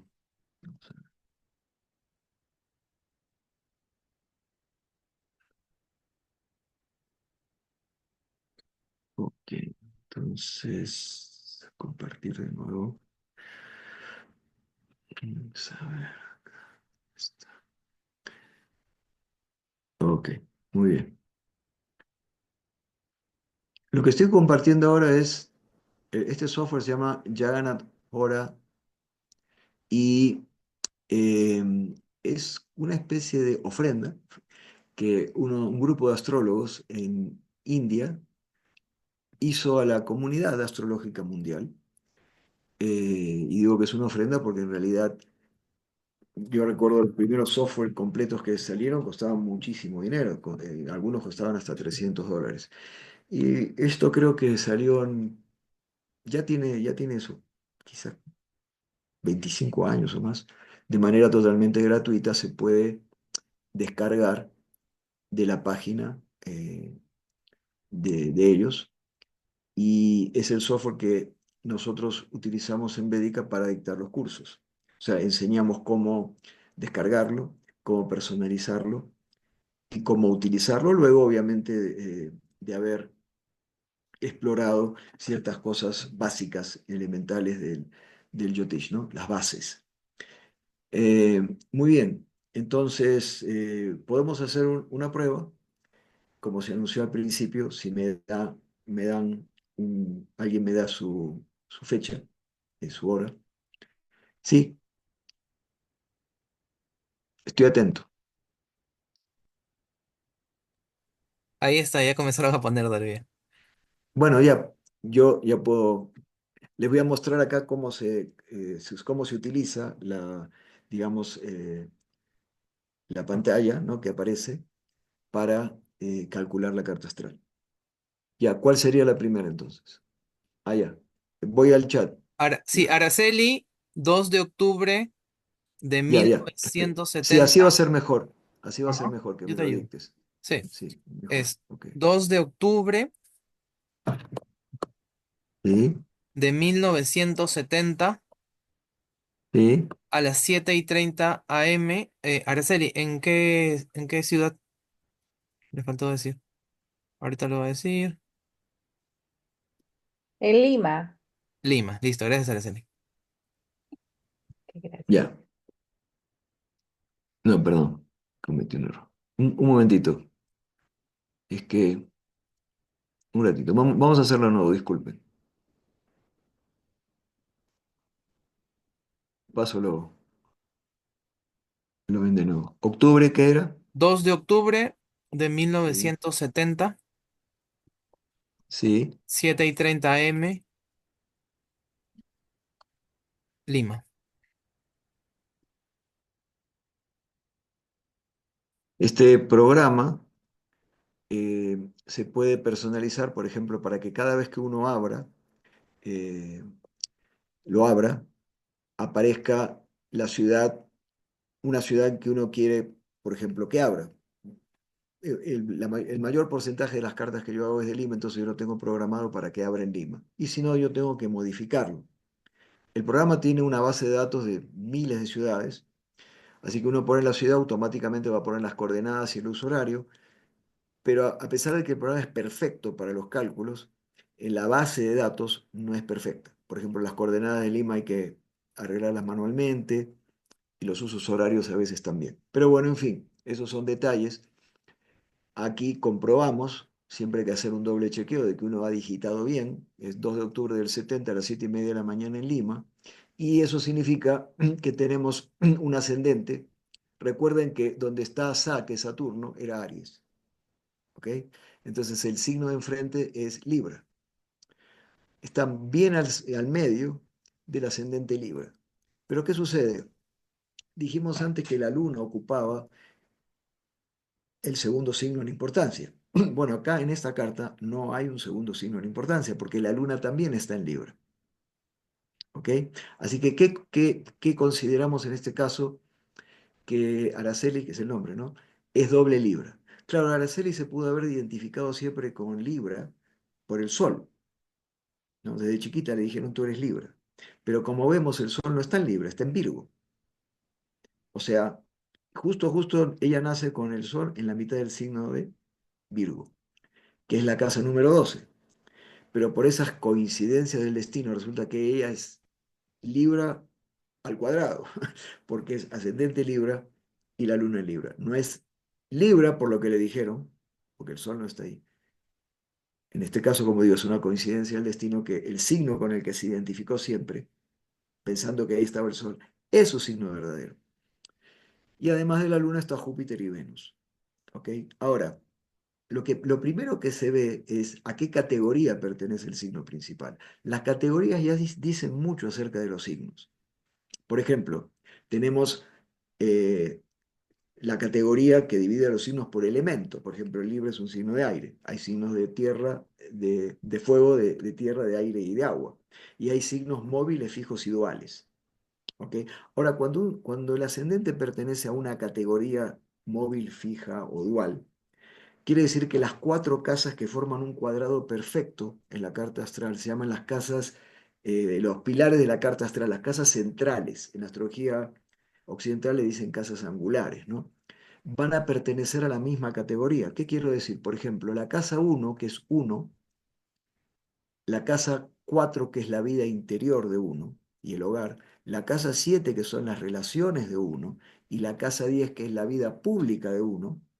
Aquí van a pertenecer, digamos, estas casas pertenecen a la categoría móvil. ¿Por qué? Porque las casas pertenecen a los cuatro signos móviles: Libra, Capricornio, Aries y Cáncer. ¿Qué significa? Que en las áreas claves de la vida de Araceli va a haber cambio, renovación y movimiento. No está hecha para hacer lo mismo en el mismo lugar todo el tiempo. O sea, eso ya, como digo, la categoría, independientemente de las características individuales del signo, ya no está diciendo mucho. Ahora, Libra es un signo fuerte. Sí, es el signo de las relaciones, la interacción, Venus, la balanza, pero en realidad es un signo masculino de aire y de propósito. Por ejemplo, la persona Libra, las cosas, se las toma como una causa de vida. Si solamente tiene que trabajar para hacer plata, por ejemplo, después de un tiempo encuentra que eso no tiene mucho sentido. Hay una identificación muy grande. Incluso Libra llega a ser un signo de líderes en muchos casos. ¿Por qué? Porque es un signo de personas a las que le gusta abrazar una causa. Pero acá hay tres planetas en el ascendente. ¿Y qué quiere decir? Que si hay planetas en el ascendente, que es la casa uno, que es uno, las características y las cualidades de estos planetas van a acompañar a la persona durante toda su vida. La luna en cambios y en siempre, digamos, ser muy reflexiva e introspectiva, porque eso es lo que representa la luna. Júpiter trae sabiduría, es guru. El nombre sánscrito de Júpiter es Guru, trae la parte filosófica y espiritual al estar en el ascendente, pero si está con la luna, el efecto es doble. Y Venus sería el dueño de casa. Aquí el regente del ascendente no se fue a ningún lado, se quedó en el ascendente. Quiere decir que el representante de Araceli está en la casa que la representa a ella. Y eso significa que hay una preocupación, un sentido muy fuerte de superación, mejoramiento personal y de trabajar en su propio proceso personal, porque ahí se van los intereses más importantes. Eso no la hace egoísta, ¿no? Simplemente la hace una persona muy interesada en trabajar en ella misma y obviamente le da cualidades venusianas. Venus representa todo lo que es belleza, elegancia, o sea, todo lo que es expresivo, todo lo que es bonito, etcétera. Ahora, enfrente está Saturno. Y Saturno, eso significa que está en la casa número 7, ¿no? Entonces la casa número 7 es la casa de la interacción, de las relaciones. Y Saturno es un astro muy importante para Libra. Los astros cambian un poco sus características de acuerdo al ascendente, porque se vuelven dueños de diferentes casas. Entonces Saturno es regente casa 4 vida interior, y casa 5 inteligencia y discernimiento. Y además es el astro del trabajo, significa interacción con gente de diferentes tipos, ¿ok? Bueno para interactuar, pero como también es la casa de la pareja, ahí hay que hilar fino. Saturno, por su naturaleza lenta y pesada, produce desafíos cuando está en casa de parejas. Marte-Mercurio, bueno, están los nodos de la Luna, es un poquito de repente demasiado detallado para que ah, los explique, pero bueno, son los puntos de intersección área eclíptica donde se producen los eclipses para la astronomía, pero para la astrología, por la fuerza y la sensibilidad que en esos espacios ocupan el mismo lugar de importancia que los demás planetas. Y forman un eje muy importante en la carta, se llama el eje del destino. Nodo sur de la Luna en parte muestra lo que uno trae a esta vida, nodo norte muestra un área importante de trabajo y desafío. Acá, eh, El primero está en Leo, significa que más aún una energía de independencia, autosuficiencia, que ya la tiene el signo principal, que decir con Marte, y el otro está en un signo, el que marca el norte, está en un signo que está diciendo aquí hay que profundizar, ¿verdad? Es un signo que tiene una parte lógica y racional muy fuerte, una parte humana y profunda muy fuerte al mismo tiempo. Y el Sol, al estar en casa 12 significa que uno deja durante el curso de su vida, si hay un planeta importante, ahí uno va dejando cosas detrás, porque es la casa por donde muchas cosas se van, pero al mismo tiempo es casa de iluminación, es la casa de la trascendencia, de lo que está más allá. Si hay un planeta importante, la persona tiene un sentido de trascendencia, puede separarse, digamos, de lo cotidiano y mirar la vida y mirarse ella misma, digamos, de una manera, vuelvo a decir, más trascendente. Un análisis general. Y claro, como dijimos, la estrella lunar es nuestra estrella de nacimiento, en este caso es Swati. Swati significa el buen pastor, es una estrella fuerte también, el símbolo es una espada, una estrella de propósito. Muy bien. Eh, no sé si Araceli quiere decir algo, algún, algún testimonio, es libre de hacerlo. Buenas noches. Primero agradecer. Ya me habían leído antes la carta astral, entonces védica, y entonces me resuena mucho lo que usted está diciendo ahora. Y nada, solo agradecerles, la verdad que mi carta me gusta mucho, mi carta védica me gusta mucho, y escuchar que soy doblemente Libra, sí es una sorpresa. Y nada, muchas gracias. A ti. Ya, próximo.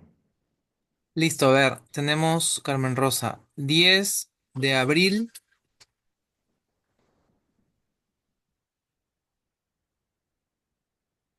de 1963, 1963,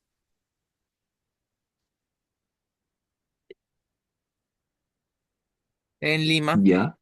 Lima, ¿A qué Lima, hora? ¿A qué ah, hora? a las 4 de la tarde. Las horas redondas son medio sospechosas, sobre Sí. todo si no tenemos margen, si no tenemos margen. Vamos a ver dónde cae el ascendente. Ok. 20 grados tenemos un buen margen ahí. 10 de abril del 63 a las 4 de la tarde en Lima. El ascendente es Leo, en este caso. Y el Sol todavía no está en Aries, ¿ok? Acá hay otro caso en el que el Sol pasa atrás de lo que la persona pudo haber pensado. El Sol está en Piscis, en realidad, ¿ok? Pero claro, el Sol se vuelve el representante debido a que es el regente del ascendente. Tenemos un ascendente de fuego fijo y tenemos a la Luna en un signo móvil. Tenemos fuego, aire, tenemos un equilibrio. Pero claro, los dos signos son positivos, significa que hay un sentido de independencia y autosuficiencia muy fuerte. La persona Leo necesita tener su vida bajo control. Por ejemplo, no es la que nace para que le digan lo que tiene que hacer y lo que no tiene que hacer. ¿Por qué? Porque Leo es el signo del Sol, el rey de los planetas. Y es el signo de León, el rey de la selva. Entonces a Leo como que, ¿no? ¿Quién le va a decir? O sea, ¿quién lo va a mandar? ¿O quién va a volverse su autoridad? Para aceptar a alguien encima, esa persona, por encima, esa persona tiene que ser respetada, pero por sus cualidades, eh, su nivel, digamos, de responsabilidad. O sea, se tiene que ganar el respeto y no solamente por estar ahí, por jerarquía o por posición, va a ser respetado por una persona Leo, por ejemplo, ¿no? Ahora, aquí tenemos, es bien diferente el tema, porque, por ejemplo, el regente del ascendente, ¿dónde está? Está en Piscis, como vemos con Júpiter. ¿En qué casa? Está en la casa 8. Ahora, la casa 8 es la casa de la muerte, pero no representa necesariamente la muerte física. Claro, es la casa de la muerte y de la vida al mismo tiempo, pero es la casa de lo intangible, lo que no se ve ni se toca, eh, los misterios de la vida, lo místico, lo psicológico, porque la psicología también pertenece o sea, es algo obviamente que no se puede ver ni tocar. Entonces, una persona que tiene al regente de su ascendente ahí con Júpiter, el dueño de casa, Júpiter es el astro de Piscis, ¿no? Cuando un astro está en su propio signo, funciona bien, como cuando alguien está cómodo en su casa, ¿no? Entonces acá hay una inclinación muy fuerte a la investigación, al misticismo, a, a tratar de entender los misterios de la vida. Incluso la astrología pertenece a la casa 8 también, pero también la psicología. Por ejemplo, es una combinación que mucha gente utilizaría para estudiar o practicar psicología. Ahora, eso no significa que todo el mundo que tiene esa combinación lo hace. Eso significa que existe en la persona de manera natural. Y luego tenemos otra luna en Libra, un signo de aire profundo, ¿no? Tenemos un signo de fuego, emprendedor, un signo de fuego intenso, apasionado y que todo se lo toma como muy en serio y con necesidad de tener su vida bajo control, y un signo de aire pensante profundo en una casa que tiene que ver con comunicación. Dicho sea de paso, Mercurio, al estar en Aries, Aries para los Leo es casa número 9. Quiere decir que tiene al inteligente de Mercurio en una casa que representa el humor del signo 9, que es Sagitario, significa que hay la inteligencia, digamos, puede funcionar de una manera filosófica y espiritual. Ahora, Marte es el regente de la casa, es el medio cielo, casa número 12, y tenemos acá otra persona con no solamente Marte, sino un nodo de la Luna en la última casa, que como dijimos es una casa por donde durante el curso de la vida ciertas cosas van a irse, ¿ok? Pero por otro lado es una casa que representa lo trascendente, es la última, representa la iluminación, etcétera. Y Saturno, lo vemos ahí, está en Capricornio, esa es la casa número 6, que es una casa de obstáculos y dificultades, enfermedad, todo lo que es negativo en la vida. Pero cuando un astro fuerte está ahí, significa que la persona nace con un sentido fuerte de superación, mejoramiento personal, y que puede trabajar en áreas en donde las cosas se mejoran, se optimizan, se solucionan. Y a Venus lo tiene en casa de interacción, está enfrente de Leo, una bonita combinación para trabajar con su imagen, su capacidad de comunicación, su carisma y relacionarse con los demás. Ahora, lo que no mostré en la anterior es que, bueno, justamente yo hablé antes de los ciclos planetarios, ¿no? Entonces, eh, están los ciclos, estos ciclos en realidad tienen la misma duración para todo el mundo. La diferencia entre cada quien es que uno empieza su vida en el ciclo del astro que preside la estrella de la que hablamos, o sea, la estrella de nacimiento. Por ejemplo, yo mostré un ejemplo que la luna estaba en Danista, que es la estrella de Marte.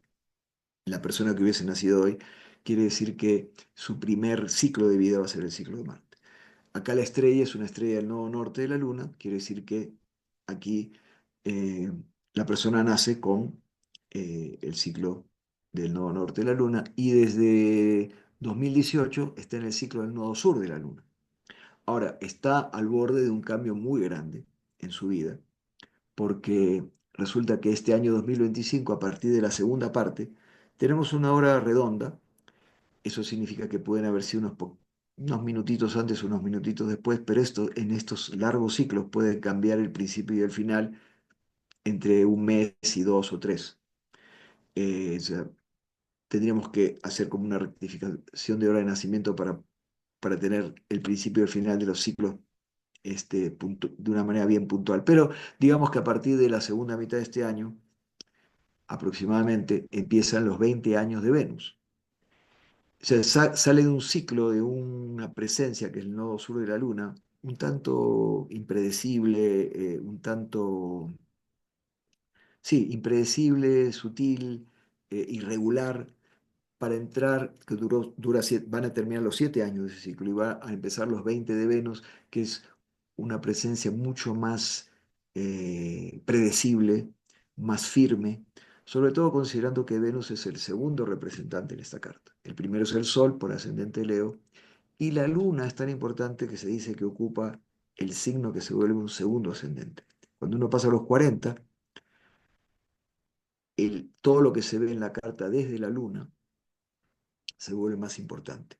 Es como que uno se vuelve más del signo de la luna, digamos, en la medida que avanza la vida, porque la luna representa la vida interior, uno madura, reflexiona más, y Venus significa que es el segundo representante, porque es el representante de Libra, que podríamos considerar que es su segundo ascendente, está muy bien ubicado en, en una muy buena casa desde la luna, casa número 5.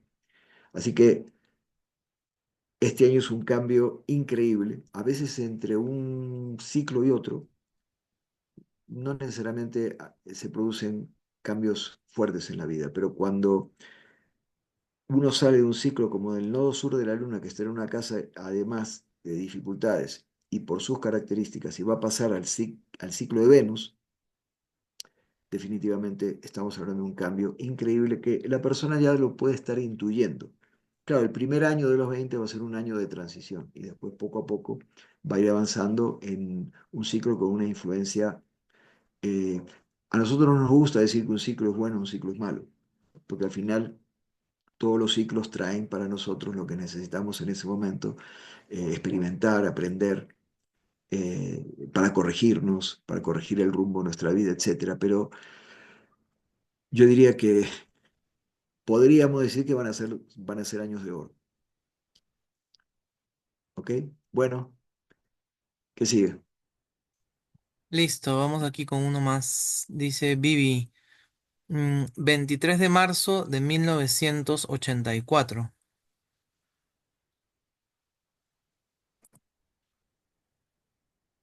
Marzo 23, Del 84.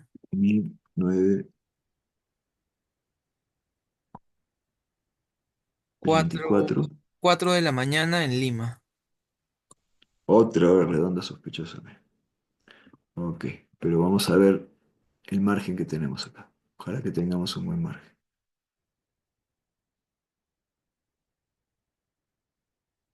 Sí, bueno, por ejemplo, acá se ve Perdón, cuando, puse 4:15, corregí, 4:15.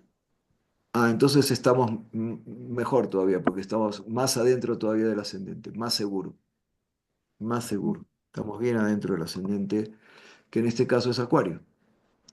¿Ok? Entonces acá tenemos a alguien que es Acuario-Escorpio. Acuario es un signo muy interesante. Yo a algunos signos les he puesto chapa. Ojo, estamos hablando siempre del signo ascendente, no hay que confundirse. Cuando hablamos del signo de una persona, a veces yo estoy leyendo una carta y me dice, sí, mi esposo es Tauro. Para saber de qué signo es tu esposo, hay que hacerle su carta astral. No somos el signo del sol. Entonces, como digo, a algunos signos les he puesto chapa y a Acuario le puse que este es el signo de tú misma, en este caso sería tú misma eres. ¿Por qué? Porque la persona Acuario tiene una personalidad muy definida. eh, por ejemplo, los estadounidenses dirían, tú eres tu propia persona. Pues tienen su propia manera de verse, de ver la vida, de ver lo que les rodea. Lo que para el Acuario es, es. El Acuario funciona bien bajo presión, pero nunca bajo presión impuesta. Autoimpuesta sí. Entonces, si uno quiere sacar lo mejor de una persona Acuario, ¿qué tiene que hacer? Dejar que fluya. Es un signo de causas también, muy idealista para elegir ocupación. Y luego tenemos una luna en Escorpio, un signo súper exigente. Pero la exigencia de alguien con ascendente o luna en Escorpio empieza con la persona misma. Y claro, alguien que es exigente consigo mismo tiene derecho a ser exigente con los demás, pero hay que aceptar que no se le puede sacar sangre a las piedras. Entonces, aceptación aquí es, digamos, la voz. Y tenemos dos signos fijos. Ahora, todas las características, perdón, am, las divisiones, ¿no? Tienen eh, su lado y su otro lado. Por ejemplo, los signos fijos son buenos para el compromiso, la dedicación, tomarse las cosas súper en serio, pero a veces les puede faltar flexibilidad, por ejemplo. Por ejemplo, ¿qué pasa si forman pareja dos personas que tienen el ascendente y la luna en signos fijos? Uy, Dios mío. Ahí es como la historia del que quería cortar, el amigo que quería cortar con tijera y el que quería cortar con cuchillo. Está en la orilla de un río, tienen que cortar algo, entonces uno dice tijera, cuchillo. ¿Sabes qué? Esto o lo cortamos con tijera o no lo cortamos con nada. No, no, esto hay que cortarlo con cuchillo. Y empieza una discusión ahí que se vuelve una pelea. Y se van a las manos y se caen al río. Y el del cuchillo lo hunde al de la tijera, ¿no? El de la tijera se está ahogando ya, salen burbujitas y saca la mano y hace así. No da el brazo a torcer. Por ejemplo, en compatibilidad de pareja es muy interesante, que es una rama importantísima del Yotish, ¿no? Así que las personas que pertenecen a dos signos fijos tienen que aprender a soltar y a ser flexibles. Y tienen que aprovechar la naturaleza de los signos fijos, digamos, de esa característica de empeño, de dedicación, de tomarse las cosas en serio y de exigirse.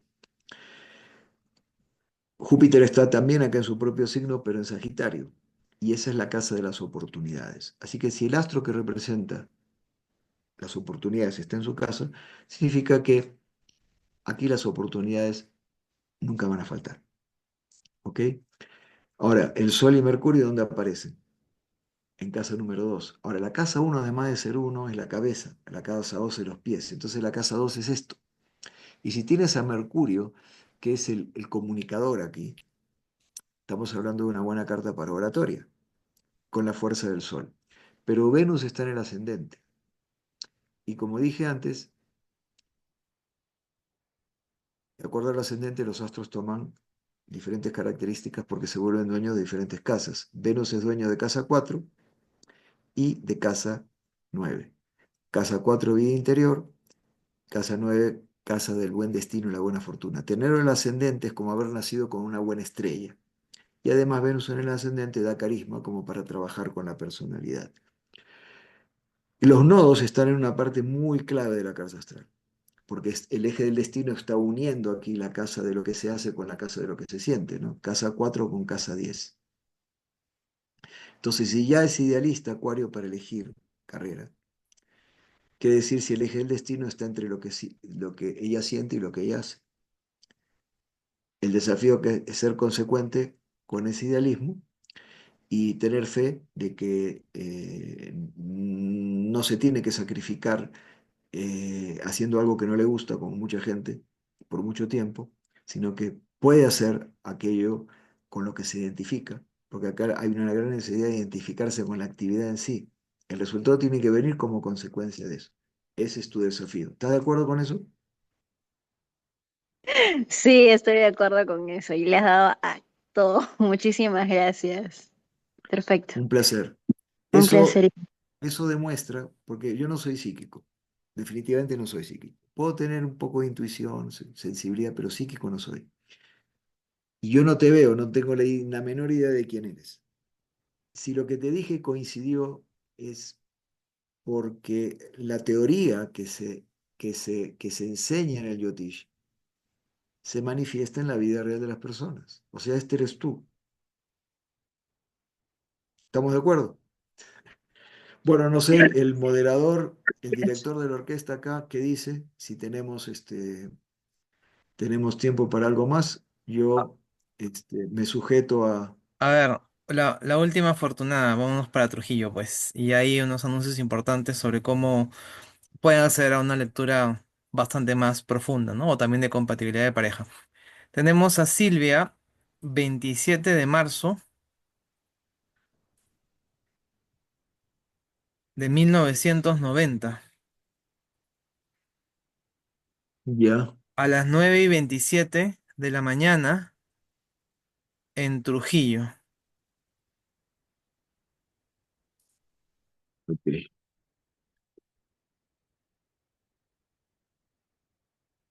Y entonces acá ponemos Trujillo. Este,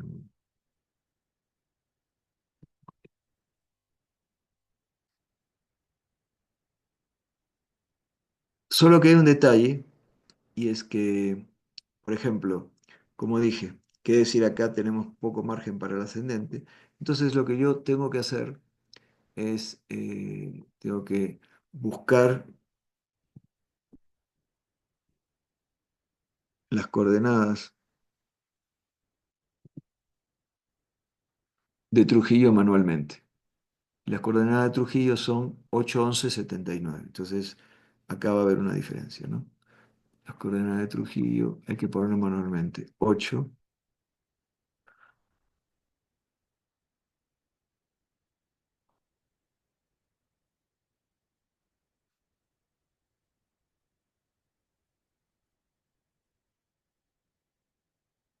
pero también hay que tener en consideración, por ejemplo, que el Perú ha cambiado de eh, uso horario, déjame ver acá, en años, vamos a ver si fue si en el 90, eh,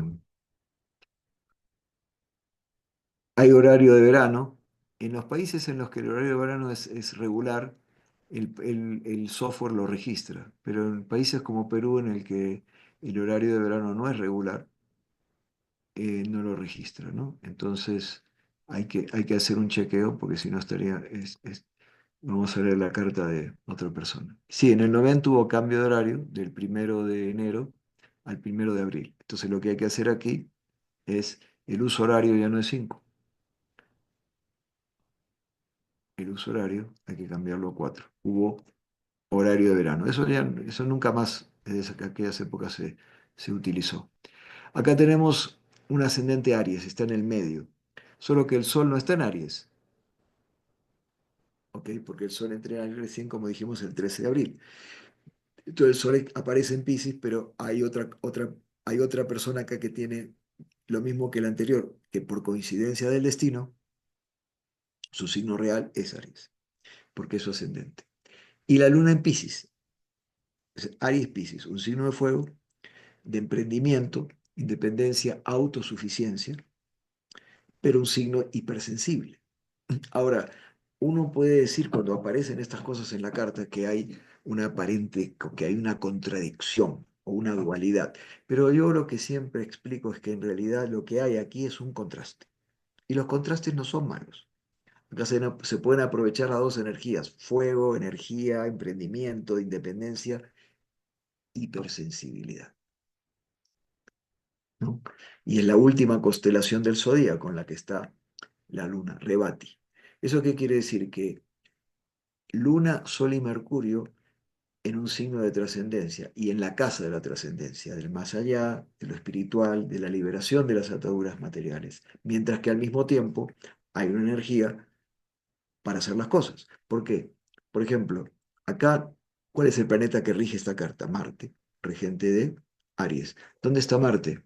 Acá. Ahora, si contamos de Aries a Capricornio, quiere decir que cuando ella nace, tiene encima de su cabeza a Marte, a Saturno, a Venus y al nodo norte de la Luna en la casa y en el signo del trabajo.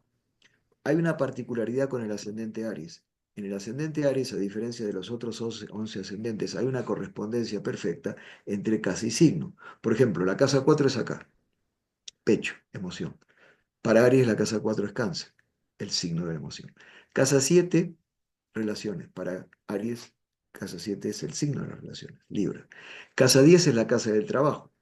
Para Aries la casa 10 es el signo del trabajo. Entonces todo tiene como un efecto doble. Entonces acá tenemos que el representante de la carta, ¿dónde está? En la casa y en el signo del trabajo, pero está con Saturno, que además es el astro del trabajo en el signo del trabajo. Y luego está Venus y el nodo norte de la Luna. Bueno, quien seas, al trabajo no le vas a huir y vas a trabajar hasta el último día, o por lo menos estar activo hasta el último día de tu vida, definitivamente. Pero con, la, con lo otro que estamos viendo, no quiere decir que todo va a ser trabajo, porque hay ese contraste. Y eso es lo bello, ¿no? El contraste aquí. Que digamos, lo que me llama lo que me llama bastante la atención. Júpiter es muy importante para los Aries porque preside su propio signo, se vuelve la casa número 9, Sagitario. Y Júpiter está en una casa de comunicación y expresión, que es la casa número 3, ¿no? Y acá tenemos los nodos también. eh, estableciendo una conexión entre la casa 4, porque el primer nodo Ke es Ketu, nodo sur de la luna. Ra es Rahu, nodo norte. El eje del destino está entre la casa de lo que ella siente y la casa de lo que ella hace. Acá también hay una identificación plena con lo que se hace. No hay que olvidarse del bienestar personal. Hay que darse breaks. Y claro, el nodo sur de la luna, desde el punto de vista físico, desde el punto de vista médico, puede crear irregularidades en el área del cuerpo eh, que representa la casa en donde está. Por ejemplo, acá Ketu está en la casa 4. Ahora, la casa 4 es la casa de la emoción. Es una presencia muy sutil, muy bonita para tener aquí, para, digamos, sensibilidad, intuición. Pero esta es la casa del corazón. Ahora, y esto es para dar un ejemplo de cómo se aplica el tema del diagnóstico y de la recomendación en la astrología médica. Bueno, eres una persona muy joven, ¿no? 23, o sea, 35 años, ¿no? Pero ¿qué sucede? Si no te cuidas, por ejemplo, si no te das tus breaks, si no haces cardio, si no te estiras, respiras eh, y sabes soltarlas y procesar bien las emociones, tarde o temprano esto puede producir irregularidades en el ritmo cardíaco.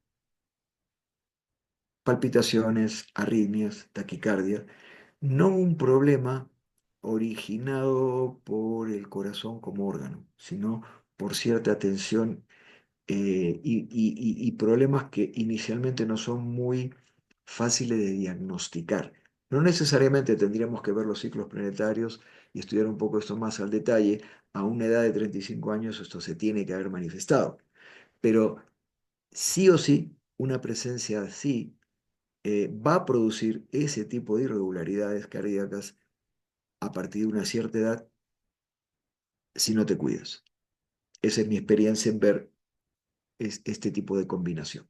Bueno, con eso creo que podemos terminar, ¿verdad?